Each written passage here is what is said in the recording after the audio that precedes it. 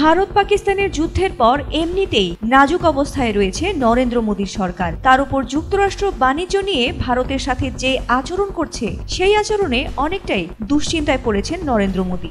নিন্দুকেরা বলেন, যুক্তরাষ্ট্রের মতো বন্ধু থাকলে নাকি শত্রুর দরকার হয় না। ভারত যেন এমন কথা হাড়ে হাড়ে টের পাচ্ছে।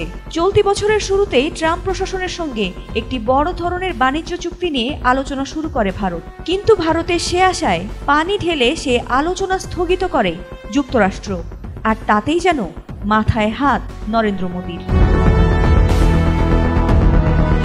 মার্কিন প্রেসিডেন্ট ডোনাল্ড ট্রাম্প বিশ্বব্যাপী বহু দেশের ওপর তথাকথিত পারস্পরিক শুল্ক চাপিয়ে দেন, যদিও এই শুল্ক আপাতত 9 জুলাই পর্যন্ত স্থগিত রয়েছে। তবে প্রথম দিকে আশা করা হয়েছিল ভারত চুক্তি করতে এগিয়ে আসবে, যা ট্রাম্পের সম্ভাব্য নতুন শুল্ক থেকে ভারতকে রক্ষা করবে ও বছর শেষে একটি বড় চুক্তির ভিত্তি গড়ে তুলবে। কিন্তু 9 জুলাইয়ের সময়সীমা ঘনিয়ে আসার সঙ্গে সঙ্গে যেন সেই আশা হতাশায় রূপ নিচ্ছে ভারতের জন্য।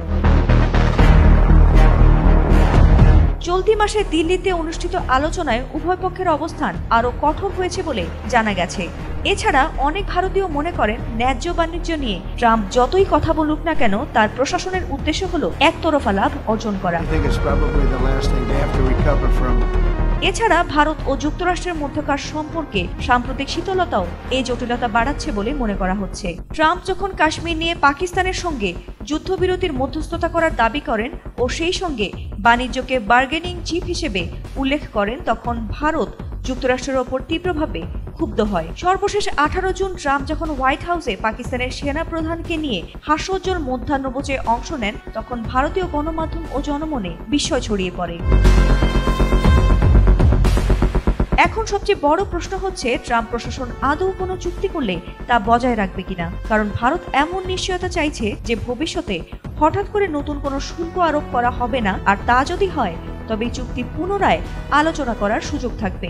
কিছু বিশ্লেষক মনে করছেন, ভারতের এখনই চুক্তি না করে অপেক্ষা করা ভালো, এটা দেখতে যে ট্রাম্প আসলেই 9 জুলাই শুল্ক আরোপ করেন কিনা। যদিও অনেকেই বিশ্বাস করেন, মার্কিন আদালত শেষ পর্যন্ত ট্রাম্পের এই একতরফা শুল্ক আরোপের ক্ষমতা খারিজ করে দিতে পারে। ফাতিমা সুলতানা, এটিএন বাংলা।